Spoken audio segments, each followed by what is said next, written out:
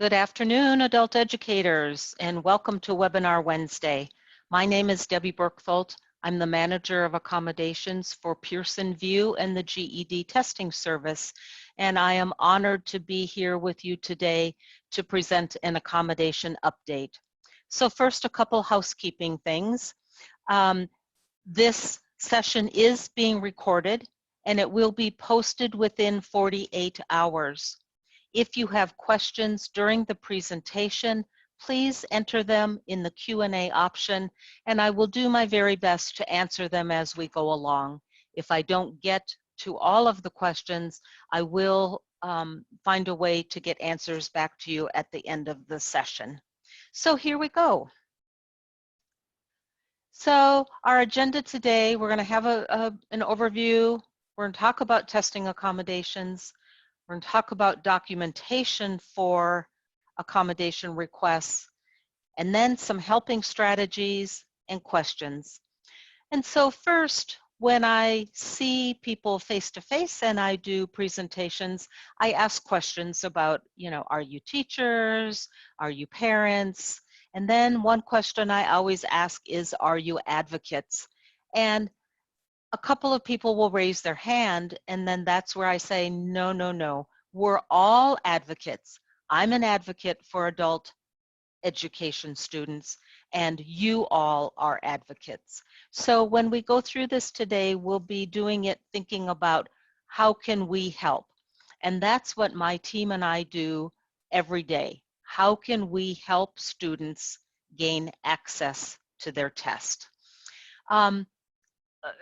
Candidates with disabilities are around us all the time. I just have to take a brief moment and share a story.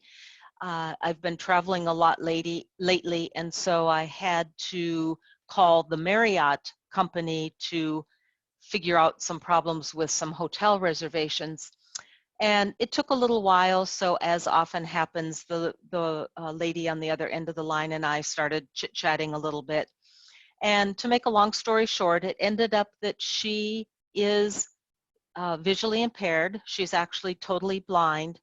She was doing her work at Marriott in their call center, reservation call center, using JAWS software, which is something we'll talk about a little bit today.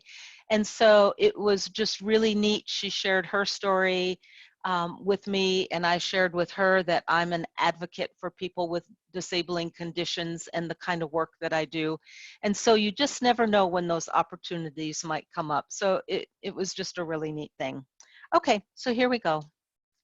So the purpose of accommodations, often people will call us or write to us and say, if I had extra time, I just know I would do better on the test. And I think we probably all would do better if we had extra time or maybe a separate room. But the purpose of accommodations, as stated in the ADA, is access. So it's about having the ability to access the test.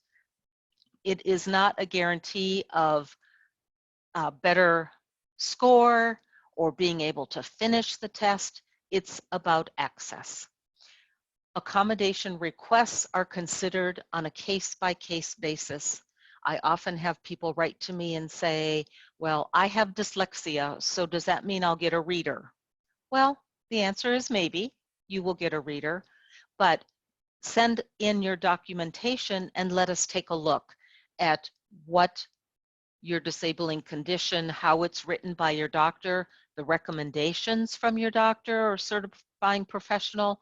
All of that has an impact on what accommodations you will be able to receive for your test. And what a person that you're working with would receive on their test might be different than somebody else in the same classroom or somebody else that you know that's applying for accommodations and appears to have the same disabling condition, but it's how it manifests itself and what ends up being the functional limitations that make it difficult for the student to be able to access the exam. And then the last note here is about the appropriate documentation. It's so sad to me that people write to us and say, I had accommodations in school, that was 30 years ago. I don't have any documentation. I'm not working, so I don't have the ability to go to a doctor. I don't have any insurance. I don't have any money. And we do our best to make recommendations to people of places that they can go to get documentation.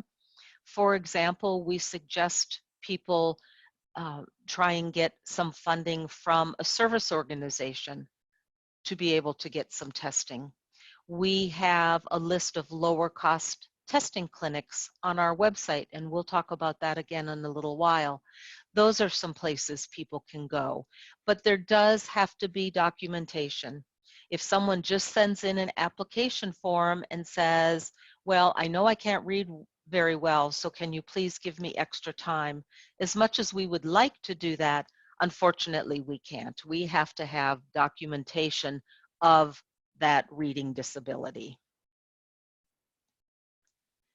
So what's considered a disability? We break our disabilities into 4 categories. If you're not sure what category to apply for an accommodation for one of your students, just send it in on the one that you think might be closest. We never reject a request because the candidate applied under learning disabilities and actually they have ADHD. We accept whatever form comes in. So let's run through these a little bit. Learning and other cognitive disabilities, that the documentation for those conditions needs to be within the last 5 years. Attention deficit hyperactivity disorder or ADD, either one of those, the documentation again needs to be within the last 5 years or close to 5 years. If it's 5.5 years, please send it to us. Let us take a look. I'm quite certain we would be able to accept that. The difference comes on the 2 here on the right, psychological and psychiatric disorders and physical disorders and chronic health conditions. Because those situations can change over time, rather rapidly sometimes, we do require documentation within the last year. Now, the exception to that is in physical disorders, if a candidate is blind or if a candidate is deaf, something that is never going to change over time, we are happy to take whatever documentation they have. My brother is legally blind, and so, you know, he said to me, well, Deb, I wouldn't go to the doctor and get a letter from my doctor saying I'm blind. I've been blind since I was 5. Absolutely, we understand that. So even with those, someone who's blind or someone who's deaf, perhaps very old documentation, and then maybe just a current letter from the teacher saying that the person is in their class and they are either significantly visually impaired or they're blind, and that would be plenty.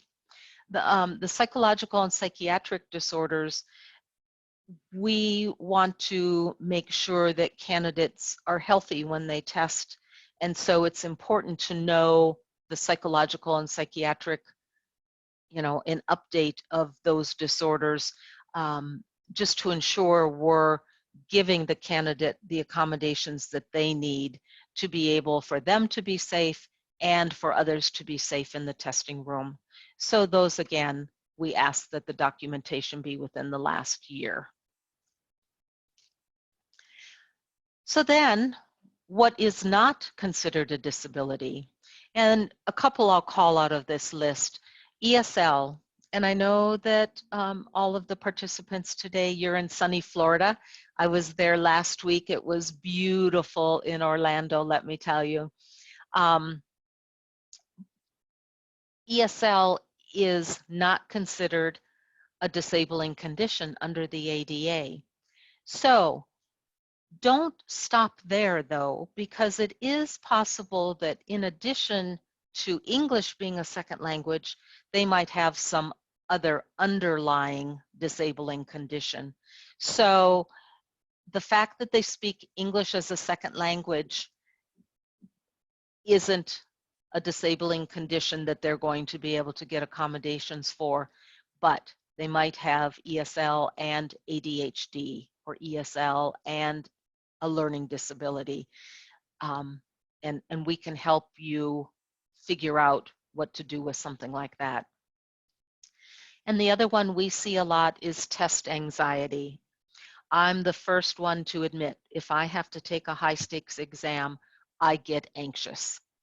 But under the ADA, test anxiety is not a disabling condition. However, generalized anxiety is. So that would require getting documentation from a doctor stating that the person has generalized anxiety. That means your student might have trouble driving a car, they might get anxious going to the grocery store, they might be anxious in your classroom.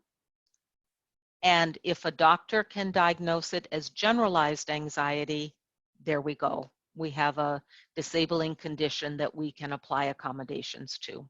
So just a couple of things to keep in mind there. We have a couple of new features. We've had them for a while, but it's still surprising to me. People, the word is still getting out. The first one GED has is the online request system. Candidates can request accommodations online. They click yes to the accommodation question at GED.com, and they get a tab that drops down to apply for accommodations. It's an online system. They can apply for accommodations and upload their documentation all in a secure portal. The best part is once they click the submit button, they get an automatic email that says, hello, we've received your accommodation and it's now gone into review. You'll hear back from us within 30 calendar days. If a candidate would like to use the old paper form and fax it in, that is still available. And at the end of the presentation, I'll tell you how to find those paper forms. We do have them tucked away because we really encourage people to use this online system. It's just so much more secure for them to use, but paper forms are there if they need them. But using the paper form, they fill out the paper form, they fax it to us, and then they wait. There isn't an automatic feedback to them that we've received it. I don't know what happens to some of them, but unfortunately, some of them we do not receive. And then the candidate waits 20, 25 or more days, and then they respond back to us and say, I sent a request in and I haven't heard anything. And unfortunately, we didn't ever receive it. So the online portal is really the way to go. And of course, we're all advocates, remember, so we can help our students by helping them get those into the system if they're not real comfortable with how to use those portals.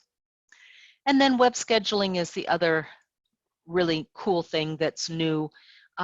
Sometimes candidates have to wait a while to when they call in to make an appointment to schedule. And if a candidate has an approval for things that I call accommodations that don't need manual intervention. So for example, extra time or breaks, those types of things, they now can just go online and schedule it themselves, just like people without accommodations. They don't have to call into the scheduling line. It's a great time saver for candidates. Things that do require manual intervention are things like a separate room, a reader and or a scribe or recorder. Those items require someone to assist the candidate to check the different test centers to see if they have a separate room available on the day the candidate needs it, or to order the assistive personnel, the reader or the scribe. So those candidates do have to call in. And you don't need to worry, because when the candidate receives their accommodation letter, their determination letter will say, call this number to schedule, or it will say, go to this website and schedule your exam. So it's all taken care of for them. They'll just follow the directions that are on their letter. So if they're not sure what to do, please refer them to their determination letter, and that will tell them. Commonly requested accommodations. And I do see I have a couple of questions. I'll get to those right after this next slide. Sometimes people ask, well, what accommodations can I have? Can you please send me a list of all of the accommodations that you have available? And I will tell you, I'm kind of showing how long I've been around GED, but I'll just call it the olden days. In the olden days, we did have a list of accommodations that were available for candidates. Two things.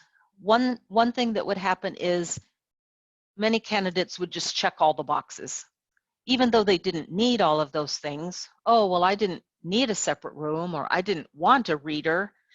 It was one of the boxes, and they just thought they should check them all.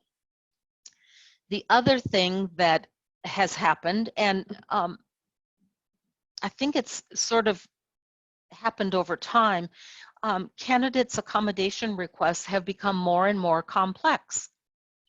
And so maybe 8 or 10 years ago, extra time and a separate room, maybe breaks, were the things most candidates request. Today, many candidates ask for things more complex than that. And we're going to talk about what some of those are in another slide or two. So I put this slide up just to show you what probably still the most requested accommodations are.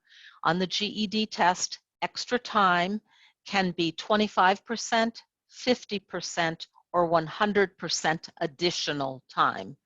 So that means if a candidate has a 2-hour exam and they're approved for 50% extra time, they would get their 2 hours plus half again as much, another hour, that their exam would be 3 hours. Extra stop the clock breaks are really beneficial to some candidates. It helps them refocus and relax, be ready to move on. Stop the clock breaks are 5-minute breaks after 30 minutes of testing, or a 10-minute break after 15 minutes of testing. If candidates have a reader, we highly recommend they request the 15-minute break after 45 minutes of testing. I'm sorry, I said 15, it's a 10-minute. So sorry, change your notes. It's a 10-minute break after 45 minutes of testing. And we recommend that one. It gives the student a little bit more time, and remember that there's a person there acting as a reader. They need to have a little rest as well. I have done reading for GED tests before. It's very stressful. You want to do the very best, and you want to get every word correct. And it is just really good after 45 minutes to have a 10-minute rest, to rest your brain and your throat before you move on. A reader is a person who reads the test. A recorder is someone who enters the answers into the computer in real time. Some candidates are approved for a reader, but they input their own answers. Other people might have a physical disability and they need a recorder, someone to enter their answers, but they can read the screen by themselves. And then there's another set of people that need a reader recorder, and that's one person that would act and do both functions. So they would sit next to the candidate, they would read the text to them, and then they would enter the answers into the computer for the candidate while they're testing. And of course, a reader recorder always requires a separate room, but there are many other reasons candidates might need a separate room. So that's there as well. Okay. Let's go up to our questions here.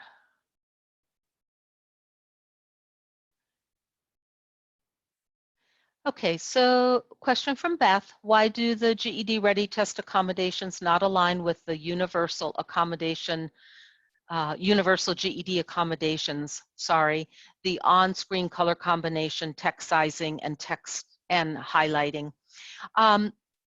It's just the way that test was developed. It is made for candidates to use on thinking that candidates may do it on their personal computers. I've had that question other times.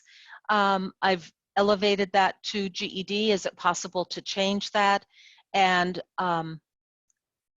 I'll bring this one again to GED. I'm making a little note as we're talking here. Universal.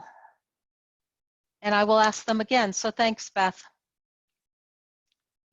And Conchita asks, can I define healthy for the psychological and psychiatric student?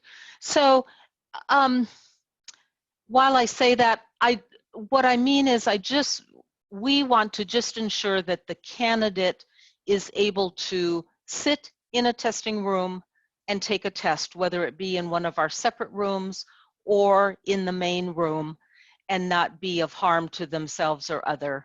There are people with psychological or psychiatric disorders that it's very difficult for them. Then you add the pressure of them taking a high stakes exam, and that sometimes can cause them to act differently in a testing situation. So that's what we're looking for there. Thank you for your questions.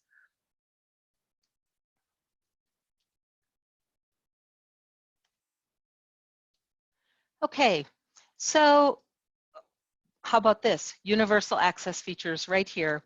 So on the GED test, there are some universal access features. That means these are items that are always on, is the way I put it, and they are available to all candidates. You do not have to have an accommodation approval to be able to have, for example, enlarged font. So if I've left my glasses at home one day, I want to bump the font up on my computer to be able to see the print. There is that option available on the GED test for all students. There is a highlighting tool.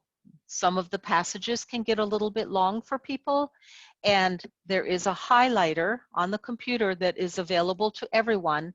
So as they're reading, they might want to highlight things as they go along. And color contrast. Candidates who have Erland syndrome, or it used to be called scotopic sensitivity, they might find it easier to have a yellow screen with blue print, for example. And if you go to the accommodation page on GED, you will see the color combinations GED has available. I think there's 10 or 11 different choices. So yellow with blue, blue with yellow, black with white, white with black. A lot of different color options are available. And again, they are not only for candidates with accommodations, they're available to anyone. The one thing I would recommend is you can practice those just on a Word document. Don't send a candidate into a high stakes GED test and say, oh, by the way, you might want to try to change your background to blue and have yellow print. That might help you. That's not a good idea to have the GED test be the first time someone's seen that kind of a option. Adaptive equipment. We have closets full of special keyboards, special mice, many, many, many different pieces of adaptive equipment. So if you have a candidate who in your classroom is using a little keyboard, we have one called a cherry keyboard. It's like a little, almost little square keyboard. Or if you have someone with really big hands and they use a large keyboard, you can help your student apply for an accommodation for those items, and we ship them right to the test center, and they'll be ready when the candidate comes to take their test. At the end of the test, the testing center packages them back up and ships them back to us so we have them ready when the next candidate asks to use that piece of equipment. Magnification, remember I told you we do have enlarged font. That enlarged font though only goes, I think it's up to 18-point font. If you have a candidate that needs more than 18-point font, then they would want to apply for an accommodation of Zoom text. Zoom text magnifies everything on the screen up to the point that it would make no sense because there would be 1 or 2 letters on the screen. So your candidate will find a sweet spot when they use Zoom text. They'll know what they need to dial it up to in order to be able to see the test. And then the last one is JAWS. And JAWS is Job Access with Speech. This is what allowed my new friend at the Marriott Corporation to be able to assist me with my reservation issues, and yet she was blind. So JAWS reads what's on the screen. It does have proficiency requirements because the first thing that happens with JAWS is there is no keyboard. Everything is done with there's no mouse. Everything is done with keyboard shortcuts because as you can imagine, when you wiggle your mouse, you see the cursor, right? Well, if you're blind, do you see that cursor? No, of course not. So the computer has to talk to the user and tell them not only what is on the screen, but where they are position-wise on the screen. I tried it thinking, well, how hard could this be? Well, it's very hard because we're so dependent on our mouse. My brother, as I told you, is legally blind, and he uses JAWS all the time. It's the most amazing thing to watch him navigate around a screen using using JAWS. And because he doesn't have sight, his sense of hearing is heightened, and so he can turn it up really fast. So to me, it kind of sounds like chipmunks, blah, blah, blah, blah, blah, blah, blah. But he can understand what it's saying, and so he can very quickly go through a screen of text using JAWS. But he is a proficient user.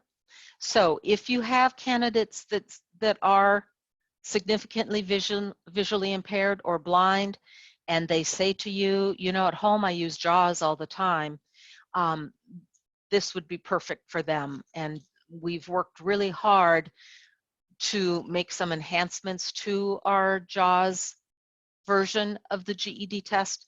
And so we're getting really good feedback on this. And while we're on this, candidates who are blind also have 2 other options. Of course, they could have a recorder to read the questions and input the answers into the computer for them. But we also have a Braille version of the test.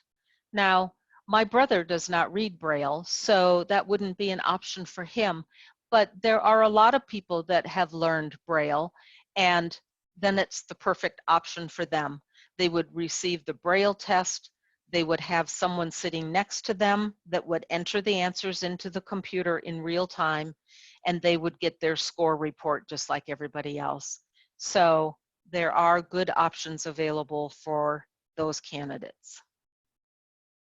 So some emerging trends that we're always watching for: accommodations versus fundamental alterations. I can't tell you how many people write to me and say, for whatever reason, they can't take the math test, and so would we please remove the math test for them so that they don't have to have that as part of getting a GED credential.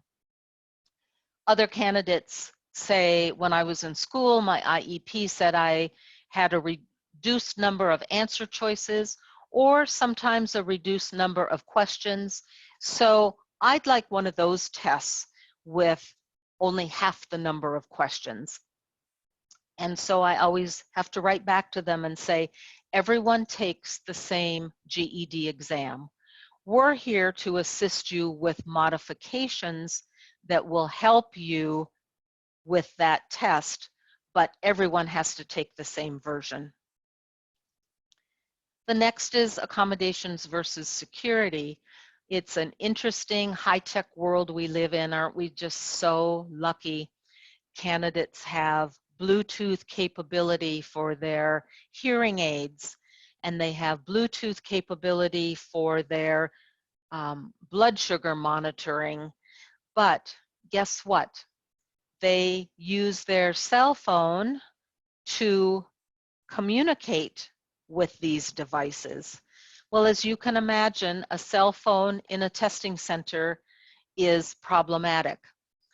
We have to balance the candidate's access needs with the security of the exam, because all of us want the GED test to stay secure so that it's not pulled off the market until they can create a new one. So we do a balancing act. There's all kinds of things we can do. Sometimes candidates have a lower tech option that they can use to monitor their device. Other times, the only option is for them to bring a cell phone into the testing room. And in those cases, then we work with our testing center and with the candidate. They turn it on airplane mode, and we have a cell phone bag that they put the cell phone in, and then they're able to bring it in the testing room with them. So in those situations, we work one-on-one with the candidates. We call them, we work through what their need and requirements are, and then we find something that can work within our system and keep them safe at the same time. And non-standard requests, in addition to all of the equipment that I told you we have real interesting requests, and they seem to get more interesting every day. We have candidates who have light sensitivity and ask to test in a testing room with the lights off. We have recently had some candidates that have requested to lay down on the floor and take the test. They have some kind of a back injury and they need to take the test laying down. So those kinds of situations we take on a one-off basis. And again, we work one-on-one with the candidate. We find a solution that will work for them and work with the test center at the same time. So as you can imagine, turning the lights off in a test center can become problematic. Sometimes separate rooms have a separate light switch, and so we can put the candidate in a separate room with that separate light switch, turn the light off. Sometimes candidate will bring a lamp so they have a little bit of light, or the computer screen light. Sometimes the separate room doesn't have a light switch, so then we have to find a testing center who's willing to shut down and do private testing so that this candidate can test with the lights off. So of course, all of these things require documentation from a certifying professional saying that this disabling condition requires that the candidate test, for example, with the lights off. But you can see how complex these get very quickly. Ensuring tester and staff security. The world is just becoming an angry place, and taking a high stakes exam sometimes makes people feel more stressed and sometimes more angry.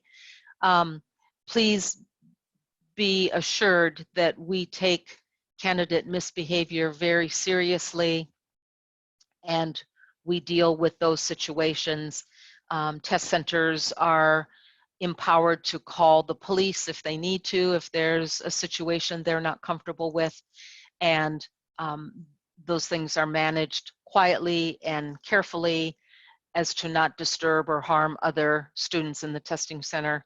But just so you know, it is happening and we are dealing with it. Excuse me. So the accommodation review process.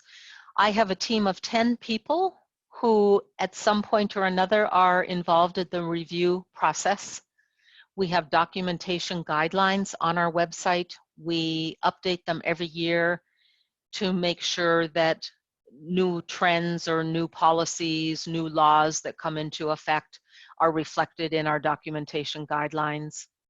When we make a determination, we consider all of the documentation.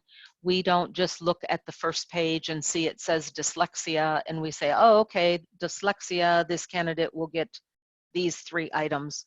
We read all of the documentation to make sure that we understand this particular candidate's functional limitations and what we need to provide for them to be able to take the exam. We, as a team, continually calibrate to make sure every reviewer is giving similar responses to candidates. And we give written responses anytime a candidate is found incomplete. We write a letter to them explicitly telling them what other things we are looking for.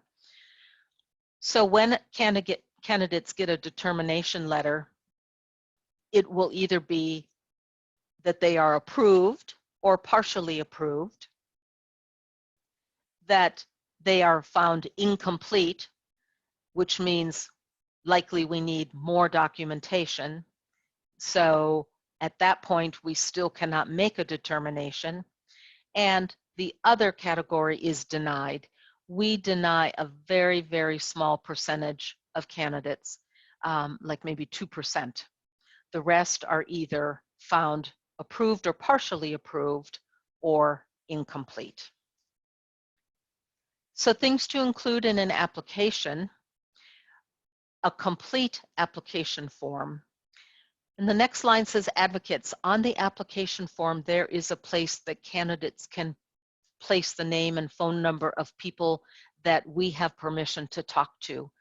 It could be more than one person. So if the test taker or student wants to put their mom as one of them and their teacher as another one, absolutely. The best thing about doing this is then we can reach out directly to these advocates and have a conversation. Sometimes students are just confused by this process and they just don't know how to respond or what questions to ask. And so if we can talk to an advocate, they might be able to give us some insight into the student that will help us make an accommodation determination. And then the application has to have documentation, and the candidate should list the accommodations that are needed. Very often candidates will say, please provide all the accommodations you think I need to be able to take the test. Well, what we're really looking for is, what does the test taker think they need to be able to access this test? Some things to ask them are, what accommodations did you have in school? Or what accommodations are you having now in your adult education class? Are those the things that you think you might like to have when you take the actual GED test? Let's list those and see what GED says. So it's really important for them to actually list what accommodations they need. If they don't, we do read through the documentation and we make some suggestions to them, but it's much better if they can list them themselves. And so incomplete documentation. Why are files found incomplete? And about 20% of them are. So the first one is no supporting documentation. Sometimes candidates will just upload a blank piece of paper because they've figured out that this new online system requires that they have documentation. So they'll just upload a blank piece of paper and trick the system and hope that their request will go through. We have to have supporting documentation to have something to review. The second big cause is missing pages. I reviewed a request myself last week. One of the psych reports had pages 13579. The other psych report with a different date had 246810. So for a little minute, I had a glimmer of hope that maybe I could combine the two, but that wasn't the case. They had two-sided documents and they just scanned them and put them in the system, not realizing that both of the documents were two-sided. So for one, I was missing the odd pages, and for the other, I was missing the evens. And then outdated documentation. And here I would encourage you to have your students send in what they have.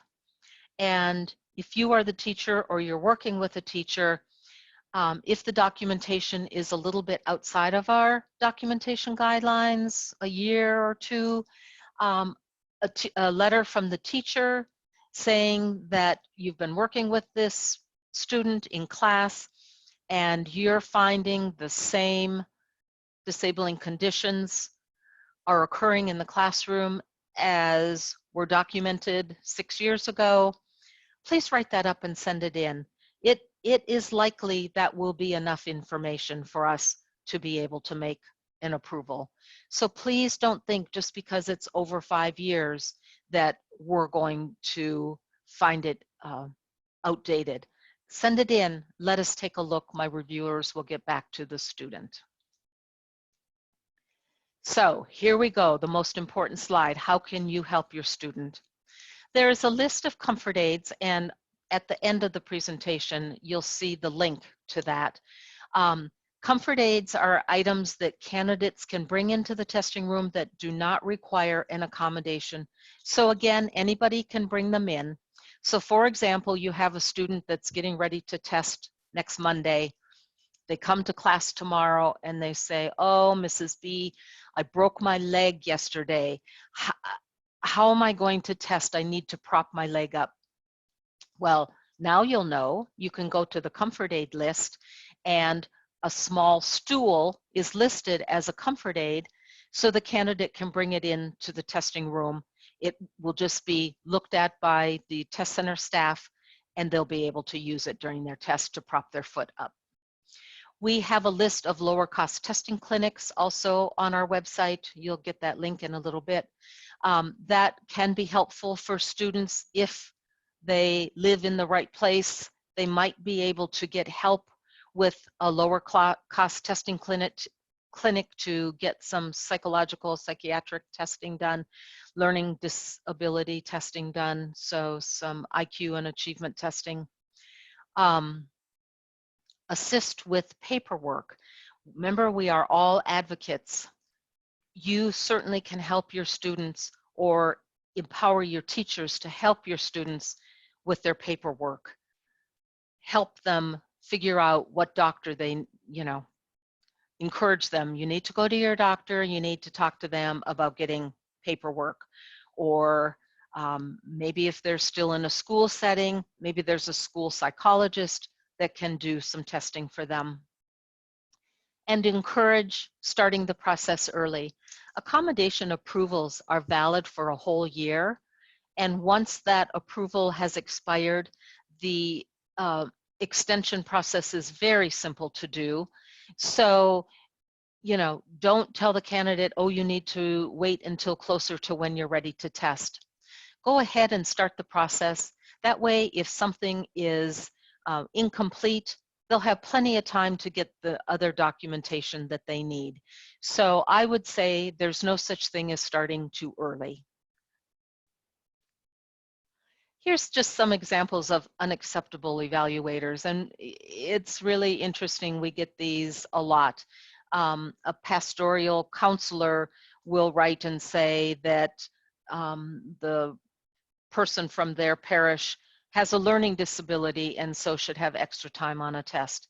Well, a pastor very likely doesn't have the ability to diagnose a learning disability. So just an example there. And then there are outer limits. Accommodations for extra time, remember, double time is the biggest standard of time. We already talked about waiving a portion of the exam. That cannot happen. Testing at home. We do have candidates that ask to test at home. We cannot test candidates at home. However, we want to work with those students because if they can possibly get to a test center, even if they have to bring a personal care attendant with them, possibly to administer medical care. We have people that have trach tubes and that needs to be suctioned and those kinds of things. We can work with the student and their advocate to be able to get the testing center so that they can come in and test. I have people on my staff, that's their specialty. They're very good at it, getting, working with candidates and making it an environment where the candidate can come in and test. So while we can't do these things at home, we can provide services for these people at our testing centers. A PCA, personal care attendant, can either be approved to just sit in the lobby in case of an emergency, or if the medical condition is very severe, they can be approved to sit right in the testing room with the candidate to be there at a moment's notice if something needs to be done for the candidate. And the path to requesting accommodations in our new online system. So, you know, the benefits, I've talked about this a little bit before, but those paper forms are replaced with 6 easy steps. That thing about getting that ping right away that says we've received your request is just so comforting for students. It is a secure portal, so candidates don't have to worry, where did my documentation go? And there's no need to pay for faxing services. The last time I faxed something, it was $1.50 a page when I couldn't do it at my office. Here's one place that I list the paper request forms. If you simply go to gedtesting.com/educators, and then up at the top in the search bar, put in corrections, then you don't have to have this whole long string. And if you get to the GED corrections page, scroll all the way to the bottom, and that's where we have those forms. And we do that because mostly it's candidates that are in prisons that don't have access to computers that need to use those forms, but then it's a convenient place to house them that candidates who need them, we can direct them there. Okay, so here's my resource page. The first one is the accommodation page, and this is where you will find the lower cost testing clinics, the items that candidates can bring in that don't require approval, our documentation guidelines, All of that information is on the accommodation page on the GED website. And then again, the paper forms are on the corrections page of the GED site. To contact my department, it's simply accommodations@ged.com. My team monitors that all day long, and we'll get back to you with answers to your questions just as soon as they can.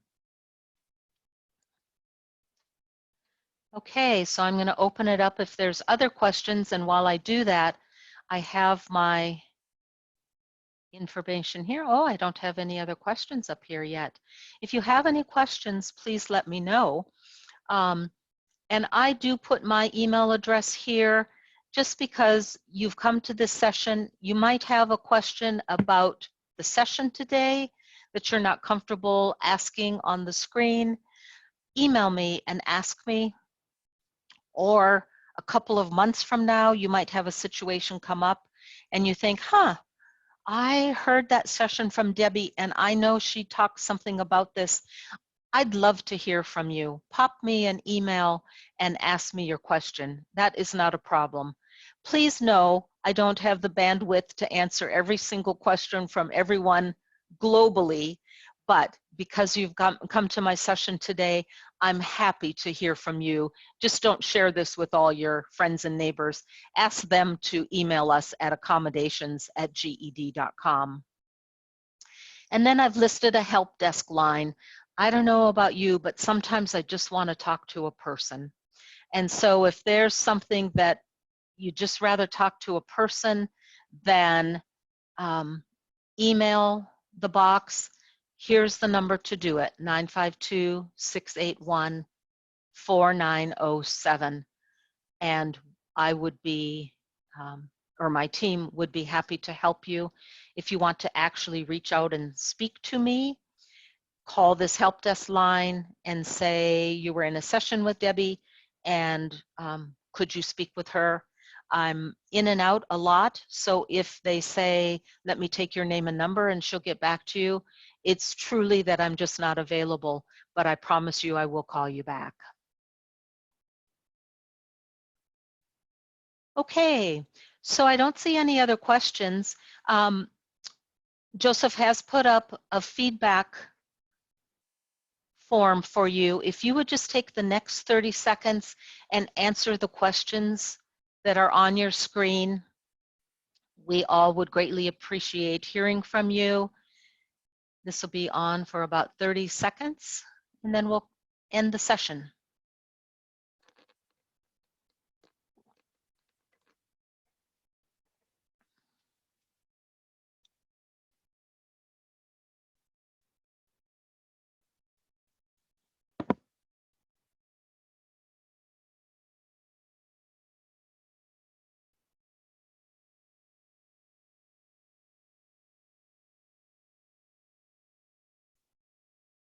Okay, thank you so much for your feedback. We greatly appreciate it. Thank you so much for taking your time to be here with me.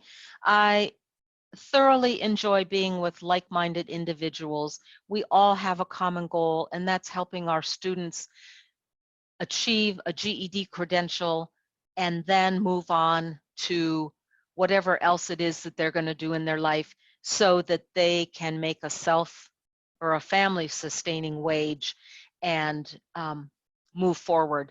So many GED students go on to college or tech school or something, and it's just so encouraging to me, and I'm so proud to have been a part of that we make a difference in people's lives. So thank you for what you do. I greatly appreciate you, and I know that your students do too. And remember, I'm here for you. If you need me, please let me know. Thank you, and have a great rest of your day. Goodbye.